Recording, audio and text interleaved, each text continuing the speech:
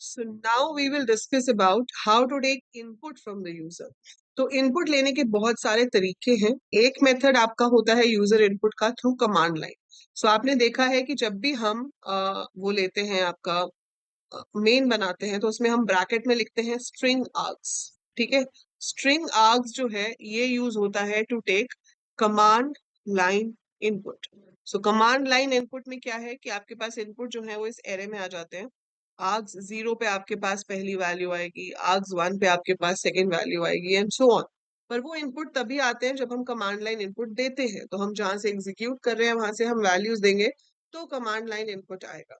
सो ये थोड़ा मेथड अब ऑब्सोलीट हो गया. हम इसको इतना यूज ही नहीं करते कमांड लाइन इनपुट को, क्योंकि हम टर्मिनल से कभी प्रोग्राम को रन करके नहीं देखते. पर अगर आपको कभी टर्मिनल से रन करना हो तो कमांड लाइन इनपुट्स हम दे सकते हैं और वो आपके इस एरे के अंदर आते हैं और इस एरे में से हम उसे उठाकर यूज कर सकते हैं. ठीक है. पर हम अभी जो इनपुट कर रहे हैं वो आपका कंसोल इनपुट है. क्या है कंसोल इनपुट? ये क्या है? कमांड लाइन इनपुट जो स्ट्रिंग आर्ग्स के थ्रू आता है. आगे जाकर आप टेक्स्ट फील्ड्स में से भी इनपुट लोगे जो ग्राफिकल इनपुट हो जाएगा. पर अभी जो इनपुट की बात हम कर रहे हैं, जो यूजर इनपुट की बात हम कर रहे हैं, वो है आपका कंसोल इनपुट. कंसोल मतलब जिस स्क्रीन पे आपका आउटपुट दिखता है वहीं से आप इनपुट लेना चाहते हो. तो इंटरैक्टिव वे में मैंने पूछा एंटर नेम तो नेम एंटर होगा, मैंने पूछा एंटर मार्क्स तो मार्क्स एंटर होंगे. ठीक है. उसे कंसोल इनपुट कहते हैं. अब ये काम करने के लिए आपको एक स्पेशल क्लास की जरूरत पड़ेगी जिसका नाम है scanner. So we have a class called scanner जो आपको इनपुट लेने में मदद करती है. ठीक है. अब ये स्कैनर क्लास को यूज करने के लिए एक और काम करना पड़ेगा.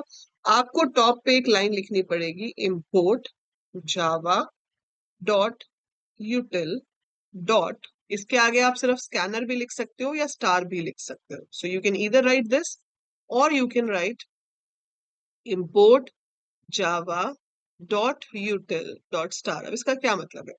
जैसे हमारे पास पाइथन में इंपोर्ट होता है, C++ में इंक्लूड होता है. इसका क्या मतलब है कि देखो इनके पास सबके पास अपने अपने कंपाइलर्स बने हुए हैं पहले से. तो कंपाइलर्स में तो कीवर्ड्स डिफाइंड होते हैं कि भाई इस कीवर्ड को लिखने से ये काम होता है, ये कीवर्ड का ये मतलब है. पर हर चीज तो कीवर्ड नहीं होती. हमारे पास प्री डिफाइंड फंक्शंस होते हैं, हमारे पास प्री डिफाइंड क्लासेस होती हैं और वो कैसे काम करती हैं वो एक्स्ट्रा फाइल्स में डिफाइन करके रखा जाता है. जावा के टर्म्स में हम उन्हें पैकेजेस कहते हैं. ठीक है. So here we call them as package. बाकी लैंग्वेजेस में आप उन्हें हेडर फाइल्स लाइब्रेरी फाइल्स कहते हो, यहाँ पर हम पैकेज कहते हैं. अब अभी तक जो आप यूज कर रहे थे system dot out and all, वो एक पैकेज के अंदर डिफाइंड है जिसका नाम है Java dot lang. Java dot lang क्यों? क्योंकि लैंग्वेज नाम का एक पैकेज है. So we have Java dot lang. This is name of a package which supports basic Java language things. तो ये by default imported होता है. ठीक है. तो हमें इसको जावा के किसी भी प्रोग्राम में इंपोर्ट नहीं करना पड़ता. ये बाय डिफॉल्ट इंपोर्टेड होता है. इसमें जो भी डिफाइंड है वो मैं डायरेक्टली अपने प्रोग्राम में यूज कर सकता हूँ.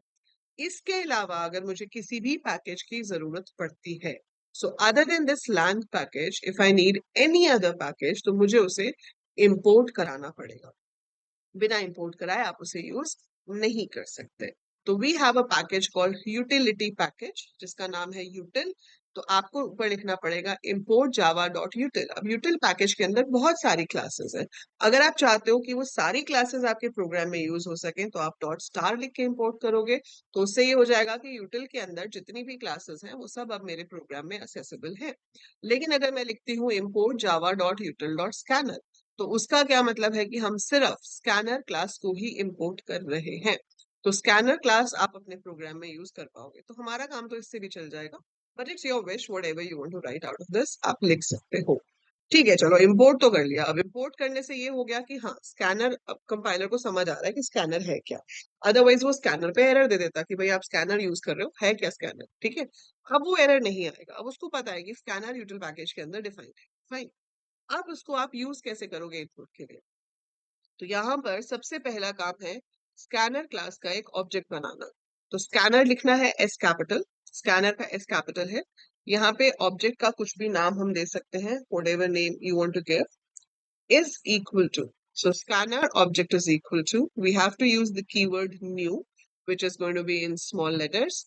फिर से आप लिखोगे स्कैनर और राउंड ब्रैकेट के अंदर आप लिखोगे system dot in.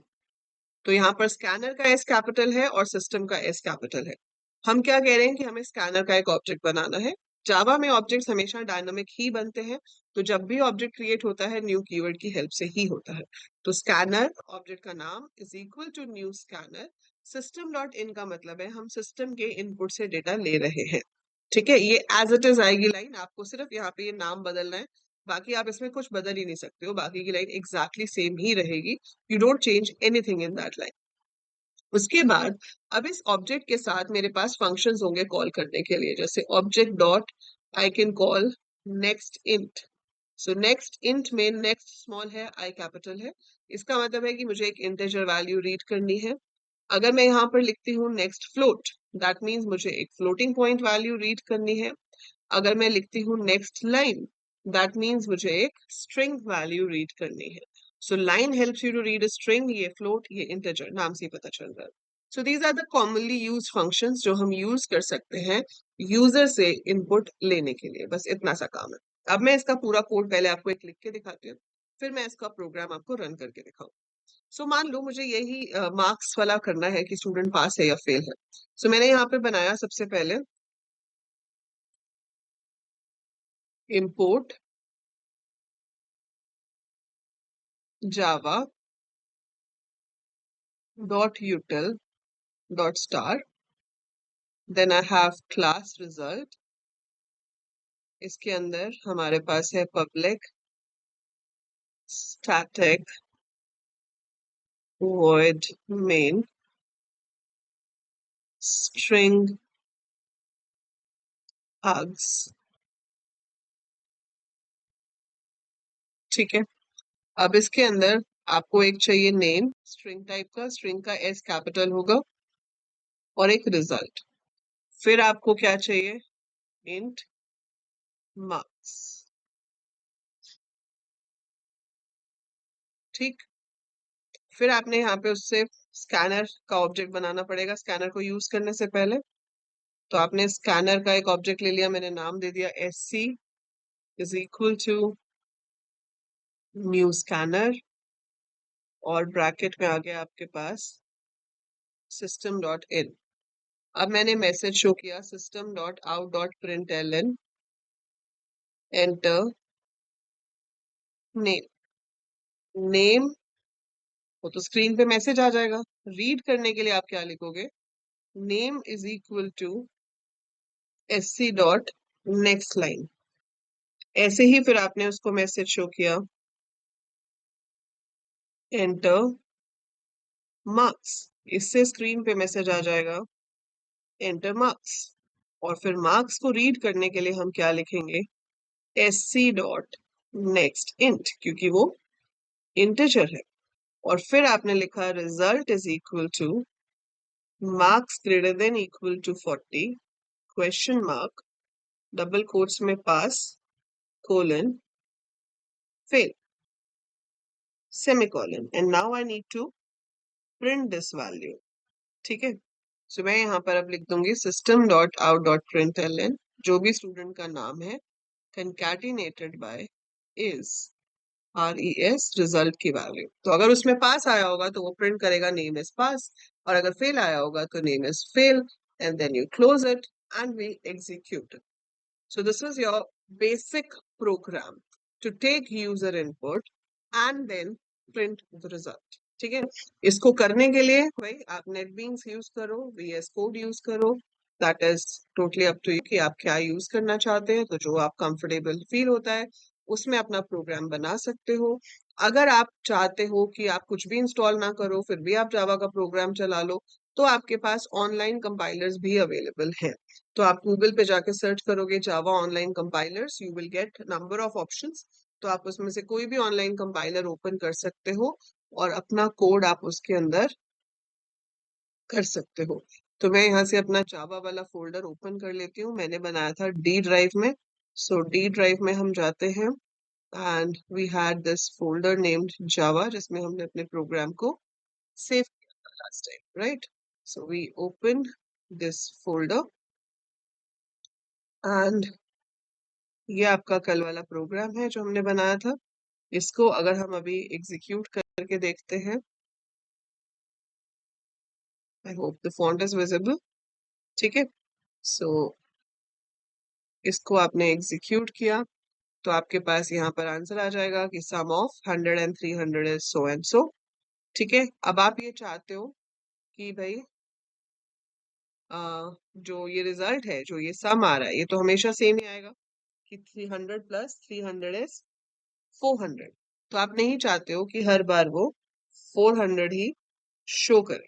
ठीक है, आप यूजर से इनपुट लेना चाहते हो एंड यूजर के इनपुट के अकॉर्डिंगली आप आउटपुट दिखाना चाहते हो। ठीक है, सो अभी जो हमारे पास आ रहा है वो आ रहा है फिक्स वैल्यूज में। तो I want it user based, तो इसी में पहले चेंज कर लेते हैं। इसी में चेंज करने के लिए हम क्या करेंगे, हम यहाँ आ जाते हैं, हम यहाँ पे लिखते हैं import java dot util dot star. ठीक है, अब इसके अंदर आपने ये सब कुछ ले लिया, यहाँ पर आपने स्कैनर भी ले लिया, scanner sc is equal to new scanner, और ब्रैकेट में मैंने ले लिया सिस्टम डॉट इन। ठीक है, अब यहाँ आपको नंबर चाहिए, तो आप यहाँ पर क्या करोगे, system dot out dot print L मैंने पूछा एंटर फर्स्ट नंबर, और यहाँ पर 100 की जगह पर मैं इसको चेंज कर देती हूँ, मैं इसे कर देती हूँ नेक्स्ट इंट। सो ये आ गया। अब सिमिलर वे आपको सेकंड के लिए चाहिए, so instead of writing it again I am just going to take it like this. So यहाँ पर अब फर्स्ट नंबर की जगह हम पूछ लेंगे एंटर सेकेंड नंबर, और यहाँ पर आपका ए की जगह बी हो जाएगा, सो दैट आपका इनपुट आप बी में आए, ये सेम रहेगा, ये भी सेम रहेगा। So now just execute it. तो हमने इसको दोबारा से एग्जीक्यूट किया, अब आप देख रहे हो यहाँ पर आ गया कर्सर, पूछ रहा है एंटर फर्स्ट नंबर, आपने नंबर एंटर किया 25, फिर आपने नंबर एंटर किया 120 and it is showing sum of 25 and 120 is 145। So this is how we can take the user input. तो आप जब भी इसे एग्जीक्यूट करोगे वो आपसे कुछ भी नंबर पूछेगा और आप वो नंबर एंटर करोगे। सो हम जब वो नंबर यहाँ एंटर करेंगे 1908, ठीक है, 2098, कुछ भी नंबर आप एंटर कर सकते हो। So it is performing the operation and showing you the result. अगर नेम चाहिए था तो हम यहाँ पर स्ट्रिंग की फॉर्म में नेम ले लेते, और फिर उसको भी आप वैसे यूज कर सकते हो जैसे मैंने यहाँ पर लिखा है। तो ये आप बनाकर देखना और मुझे बताना कि आपका रिजल्ट सही आया नहीं आया, क्या हुआ। ठीक है, so you should tell it. So ये याद रखना है कि जब इंटीजर इनपुट करना है तो sc डॉट नेक्स्ट इंट होगा, फ्लोट करना है तो sc डॉट नेक्स्ट फ्लोट होगा, स्ट्रिंग के लिए नेक्स्ट लाइन होगा, और एक टाइम पे एक ही वैल्यू इनपुट होती है। ठीक है, so one value you input at a time with the help of the scanner. So अभी आपने ऑपरेटर सीखे और आपने ये देखा कि किस तरह से हम इसको पूरे प्रोग्राम में यूज कर सकते हैं। तो ये तो आप करोगे ही करोगे, इसके अलावा कुछ प्रोग्राम्स और हैं जो आप ट्राई करेंगे।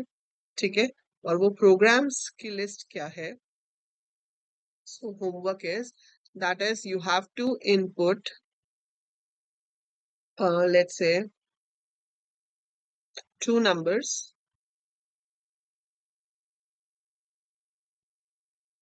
and print the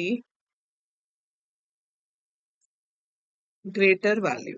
दोनों में से जो बड़ी है वो आपको प्रिंट करनी है। ठीक है, देन आपको करना है input marks in 5 subjects, calculate and print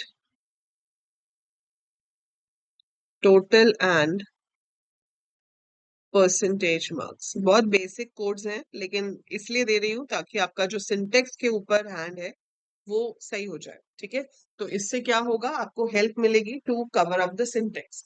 तो आपको आदत हो जाएगी कि जावा के सिंटेक्स में ये कोड लिखना कैसे है। ठीक है, otherwise logic is very simple. So input a number and print